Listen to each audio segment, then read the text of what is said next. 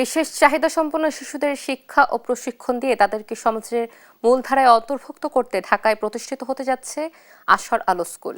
বাংলাদেশ নৌবাহিনীর তত্ত্বাবধানে রাজধানীর খিলক্ষেত এলাকায় স্কুলটির নির্মাণ কাজের শুভ উদ্বোধন করা হয়। চলতি বছরের জুলাই এই প্রকল্পের কাজ শুরু হয়, যা শেষ হবে 2027-এ। উদ্বোধনী অনুষ্ঠানে সংক্ষিপ্ত আলোচনায় নৌবাহিনীর প্রধান অ্যাডমিরাল নাজমুল হাসান বলেন, মানবিক চেতনা এবং সমাজের প্রতি দায়বদ্ধতা থেকেই নৌবাহিনী আশার আলোর সঙ্গে কাজ করে যাচ্ছে। আর সমাজ কল্যাণ উপদেষ্টা শারমিন মুর্শিদ বলেন, আশার আলো শুধু প্রতিষ্ঠান নয়, বরং আশা, ভালোবাসা, অন্তর্ভুক্তিমূলক সমাজ করার অঙ্গীকার।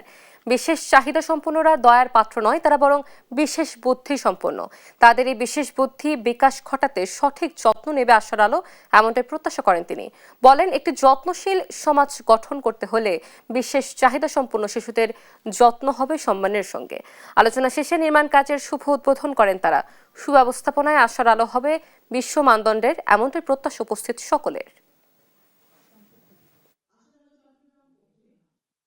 নৌবাহিনী এই উদ্যোগের মাধ্যমে বিশেষ শিশুদের জীবন পরিবর্তনে ভূমিকা রাখার পাশাপাশি দেশের সমাজ কল্যাণমূলক কর্মকাণ্ডকে বেগবান করার প্রয়াস চালিয়ে যাচ্ছে।